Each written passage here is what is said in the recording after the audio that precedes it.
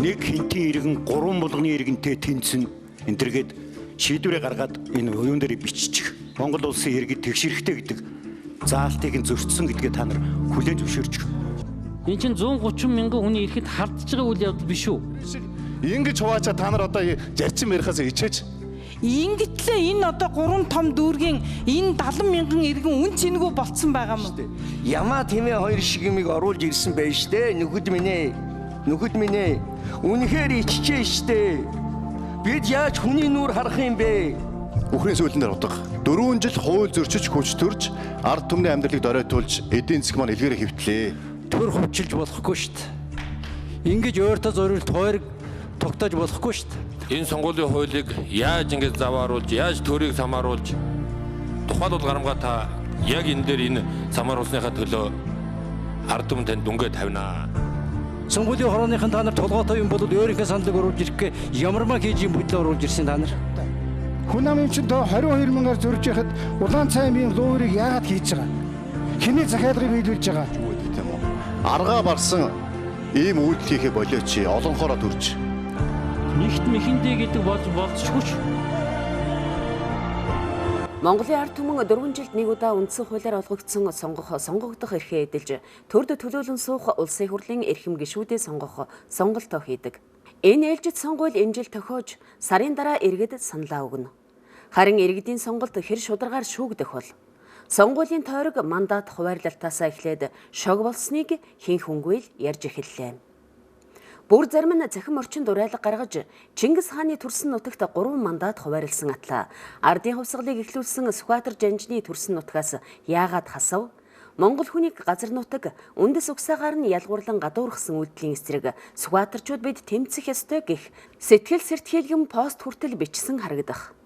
Бидэнд 2008 оны 7 дугаар сарын 1 гих гашуун түүх бий. Гэтэл эрх баригч ардчилсан намынхан энэ үйлдэлийг давтахыг хүсээгүй л байлтай. Үгүй гихнээ жирийн иргэнийг ингэж эгдүүцтэл нь хуулийг гуйл болгосноос харахад сүүлд гарах үр дагаврыг огт тооцоогүй нь харамсалтай. Энэ бол ганцхан жишээ болохоос төрд төлөөлөх эрхээ хасуулсан орон нутгийн иргэд хичнээн бухимдалтай байгааг таашгүй. Эрх баригч намын бүлгийн дарга Хинтээ аймгаас сонгогдох магадлалаа баттай араанд нь хийхийн тулд Чингис хааны нутаг учраас 1 мандат нэмсэн хэмээн тайлбарлаж суугааг юу гэж ойлгох вэ? Дээр нь эрхэм Гарамгаабаатар гишүүн Монгол улсын 5 аймаг зүүн бүсэд хамаардгийг мэддэг мөртлөө өнгөрсөн жилүүдэд улсын хурлд 1-2 л төлөөлөл байсан гэж хэлэв. Үүнээс харвал зарим аймаг төрд төлөөлөлгүй байсан бололтой хэлн халтарсан байх хэмээн халаглах хүн олон байна. Монгол улс нэг нутаг. Та бүхний ярьж шүтэж өөрсдийнхөө чэжийг балвардаг Чингис хааны төрс нутаг. Олон юм ярихгүй шүү мэдээ. Чингис хааны төрс нутаг. Та нар бүгдээрээ Чингисийн үр сад гэж ярьдаг баха. Тэгвэл тэр төрсэн газар нь. За би Содотрын эсийг хэлж байна. 2 дугаарт. Монгол улс зүүн бүстэй 5 аймагтай байдгийг Дорноговь, Дорнод, Сүхбаатар одоо Хинтээ бүгдээрээ Цэцэн хааны нутгаас салж гарсан аймагуд байдгийг мэдв. Энэ хөгжлийг та нар хар. Баруун аймаг өнөөдөр улсын их хурл сууж байгаа гишүүн болгоныг тоодоод үзээрэй. Үеийн үед баруун аймгийн улсын их хурлын гишүүдийн тоогоороо үргэлж давмгаалж явсан. Зүүн тал дандаа 1-2 гишүүнд байсан. Гэсэн атлаа Сүхбаатарт 2 мандат байх нь зүйтэй гэж сонгуулийн ерөнхий хорооны оруулж ирснийг үгүйсгэж Сүхбаатарт 3 мандат өгчхүүл Монгол ардын нам гарна гэж тооцоод нэгийг нь хасч байх жишээтэй. Ийм хачин хуваарлалт хийж оруулж ирснээ тайлбарлал хэмээн Монгол ардын намын дарга Энхболд Содом Цэрэн даргаас тодрууллаа. Надад энд бол яг хүн амын тоогоор ингээд жигсаачсан аймагуудын нэрсийн жигсаалт байна. Тэгээ энд бол Дорнод аймаг 76700 хүнтэй. Хинтээ аймаг бол 72500. Ингээд 4000 гаруй хүний одоо дутуу. За нутаг дэвсгэрийн хэмжээ нь бол 123600 км², Дорнодынх Хинтээ аймгийнх 80300 км² гэж байгаа юм л да. Хүн амын тоогоор 4000 орчмоор доогуур нутаг дэвсгэрийн хэмжээгээр 40,000 км² талбайгаар доогуур ийм одоо 2 аймгийн тойргийн тоон дорнод нь 2 тойрогтой хинтийн 3 тойрогтой орж ирсэн байх юм аа. Энэ та бүхэн материалаа харж маралгүй ингээ бас нэг техникийн хувьд алдаатай юм оруулаад ирчүү. Эсвэл одоо ямар бодлого зорилготой юм, ямар учир начиртай юм энийг сонгуулийн ерөнхий хорооны тайлбар өгөөч ээ. Нутаг дэвсгэрийн хэмжээний хувьд бол 123 80 км квадрат байгаа нь бол энэ үнэн. За тэгвэл нэг ийм зүйлийг бол бид бас харгалзаж үзсэн. За дорнодын тухайд бол 14 сумтай, хинтийн хувьд бол 18 сумтай, сумынхаа тоогоор бол илүү. Тэгэхээр засаг захиргааны нэгж гэдгээр бол сумын тоог та бүхэн бол ингээд 4-өөр илүү байгаа учраас нэг тойргийг одоо нэмэгдүүлэх шаардлагатай гэж ингэж үзэж байгаа юм байна. За тэгвэл Хинтийн аймгийн яг дараа хүн амын хувьд 70 мянган хүнтэй Завхан аймаг бол 24 сумтай байгаамаа. Тэгээ 24 сумтай Завхан аймаг бол 2 тойрогтой.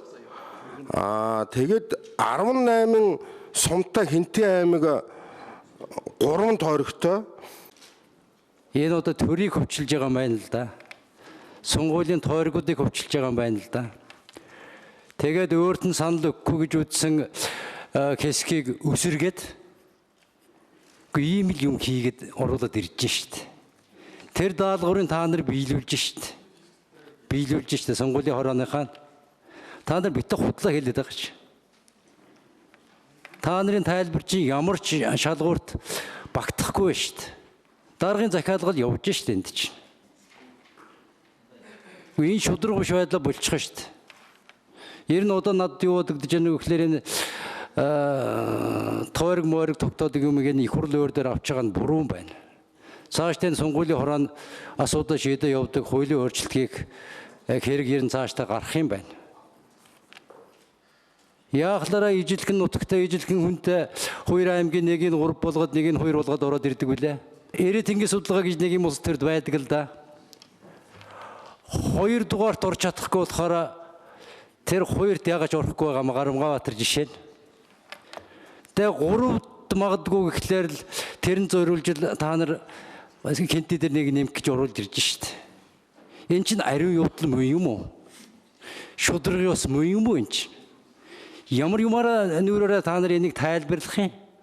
Ингэж энэ төрөөр тоглодгоо болчих шít. Ингэж төрийг хөвчилж явахын адал балмад балиар оролдогоосоо болчих шít та нар. Ямар муухай шудраг бус, ямар муухай ирээ цээргүй, ямар муухай ил цагаандаа гарчихсан дээрэм тунууд энд явж байна.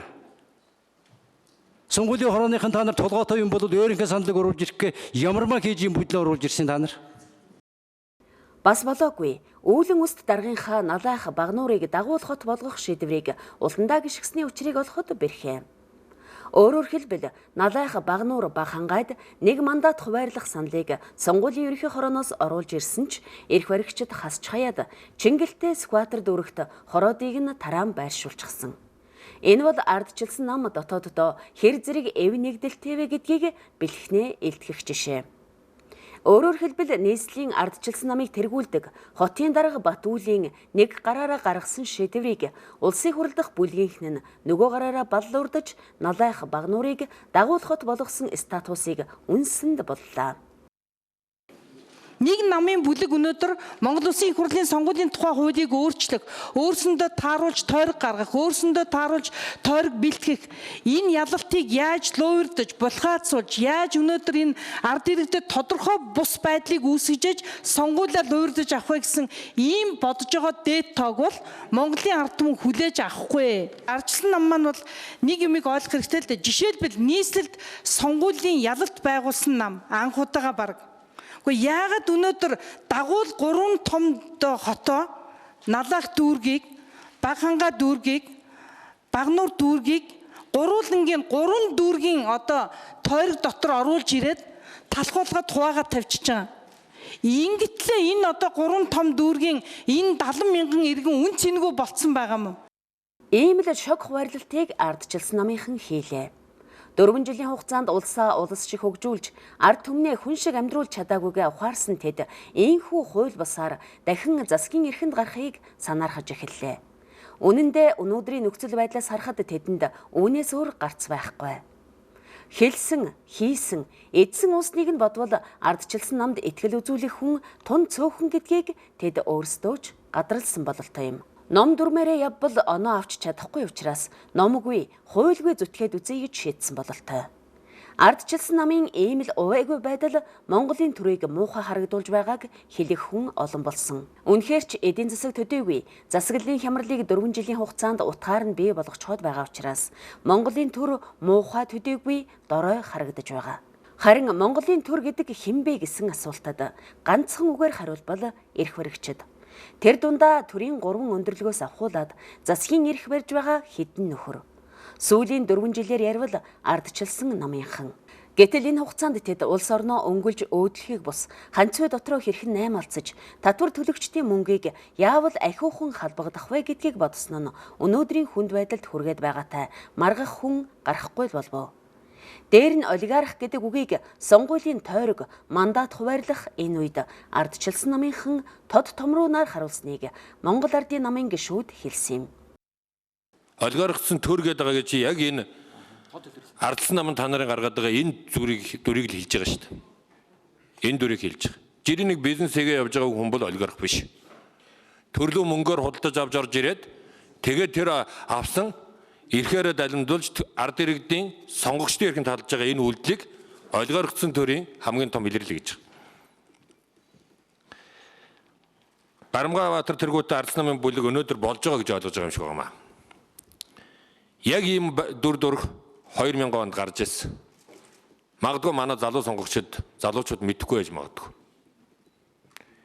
Та бүхэнд ард түмэн дэндүү ухаарахаар дүнгиж тавьж өгч ирсэн. Ганцхан судалтай үлдчихсэн. Парламент бараг судалгүй үлдэх байсан таа. Ганц судал авчирсан хүн чинь бол сүлд намаасаа өгөөл дуусчихсан. Өнөөдөр энэ 2000 онд төрийг хэрхэн самааруулж, хэрхэн ясны энэ дүр төрх чи эргэл гарч ирлээ шүү дээ. Сонгуулийн дараа энэ сонгуулийн хуулийг яаж ингэж завааруулж, яаж төрийг самааруулж тухайлбал гарамга та яг энэ дээр энэ самааруулсныхаа төлөө ард түмэн танд дүнгээ тавина. Бадарчин баярлах болоогүй шүү. Энэ үгийг Монгол Ардын намын гишүүд шударга ёс, тойрог хуваах зарчим, хууль дээдлэх ёс гэд бүгдийг нь уландаа гიშгсэн ардчилсан намынханд хаяглан байнгын хорооны хурал дээр хэлж байлаа. Жишээлбэл газар нутгийнханд байрлалыг харгалзаж үзэх ёстой гэж байгаа. Өмнө говийн дараа Говьалтай аймаг орж байгаа. Монгол улсдаа хоёрт орж байгаа Хэл хязгаарын аймаг. Ийм байхад тэр шударга ардчилсан ёс хаана байна вэ? Зарчмын маш том зөрүү байна гэдгийг дашторж гишүүн хэлсэн юм. Булган Хөвсгөл аймагуудтай бүр ярихын хязгаар байхгүй. Улс төрийн тоглолт хийснийг тойргоос сонгогдсон Монгол Ардын намын гишүүд хүндэн тавилаа. Булган аймаг 61138 хүнтэй. Өмнөговь аймаг 60872 хүнтэй. Булган аймаг илүү байгаа биз? Булган аймаг 16 сумтай, Өмнөговь аймаг 15 сумтай. Сонгогчийн тоогоор ярил Булган аймаг 39115 сумтай, Өмнөговь аймаг 34067 сонгогчтой. Тэгээд Булган аймаг 1 мандаттай, Өмнөговь аймаг 2 мандаттай. Аль нь араас нь төрж, аль нь өврөөс нь төрсөн юм бэ? Энийг ямар зарчим гэдэг юм бэ? Энэ бол зарчим нь ойлгомжтой байна шүү дээ. Захиалгаар нь явсан байна.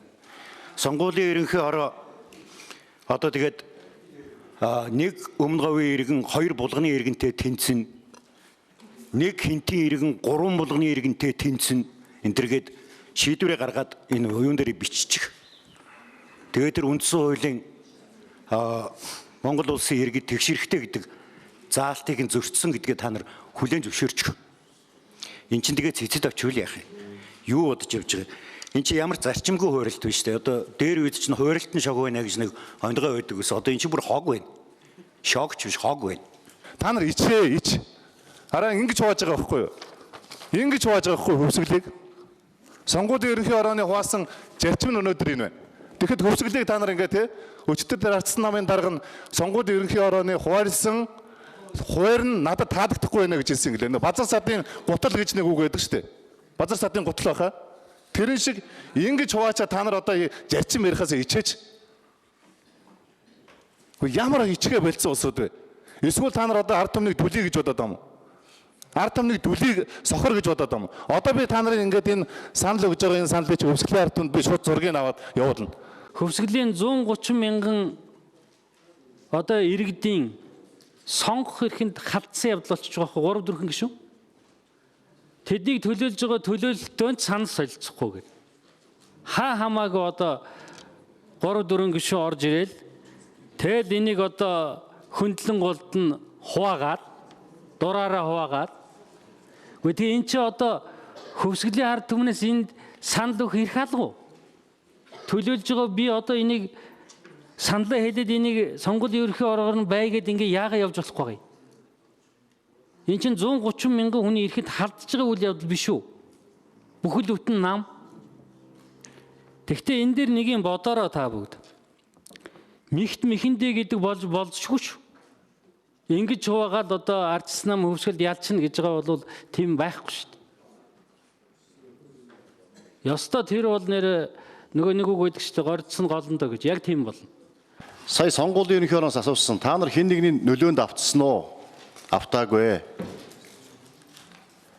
Өөрсдийнхөө оруулж ирсэн саналынхаа үндслийг үнэн зөв бодиттой шударга болж чадсан уу гэсэн чадсан. Хэн нэгний нөлөөнд автаагүй бид хууль дээдэлж зарчим барьж тойрог мандатын тоог тогтоож улсын их хурлд оруулж ирж байна гэж хариулсан. Тийм болохоор тэрний дагуу сонгуулийн ерөнхий хорооноос өргөн барьсан төслийн дагуу санал хураалтыг явуулъя. Өөр одоо зарчмын одоо хажуугийн саналыг хүлээж авахгүй энийг бүхлээр нь одоо батлаад явъя гэсэн саналыг гаргаж байгаа юм аа. Ингэж явах нь зөв байхаа. Тэгэхгүй бол сая ярьж штэ. Энд тэндээс оочин цоочин хүн болгон өөр өөрсдөө сонирхлоор оруулсан. Ямар ч зарчимгүй. Ерөөсөө ардсан нам сонгуульд ялахын тулд энэ сонгуулийг ардсан намын эрх ашиг нийцсэн сонгуул болгохын тулд ард түмний сонгуул биш болгохын тулд ийм байдлаар ардсан намынхан маань зарчмын зөрүүтэй саналын томьёолууд бэлдсэн байгаа. Ийм байдлаар хөндлөнгөөс олон хороо хүчтөрж хууль зөрчиж явж болохгүй. Үхрийн сүүлэн дээр хутга гэж ярьдаг. Үхрийн сүүлэн дээр хутга. 4 жил хууль зөрчиж хүчтөрж ард түмний амьдралыг доройтуулж эдийн засаг маань илгээрээ хөвтлээ. Одоо эцэст нь өнөөдөр мах барагдахад богтус ахлна гэж үг байдаг тийм үү? Аргаа барсан ийм үйлдэл хийхэ болооч олон хороо төрж. Төрийн байгуулалтын байнгын хорооны хурал дээр хэлэлцсэн сонгуулийн тухай хуулийн тойрог мандат хуваарлах тухай заалтыг хэлэлцэх үеэр ганцхан Монгол Ардын намынхан ингэж бухимдаагүй юм. Ардчилсан намын зарим нэг гишүүнч хэний захиалгаар ийм зүйл хийчвэ хэмээн дуу алдаж байлаа. Үүнээс нь харахад ардчилсан нам дотроо алалцаж зарим нэг фракцийнхаа дургугч хүргээд авсан бололтой. Алтан хуйг гишүүний үгнээс харахад сонгуулийн ерөнхий хороо захиалгаар ажилласан нь илт байсан юм. Сүхбаатар аймаг 58 хүнтэй байхад 2 мандаттай болгочоод сонгуулийн ерөнхий хороо.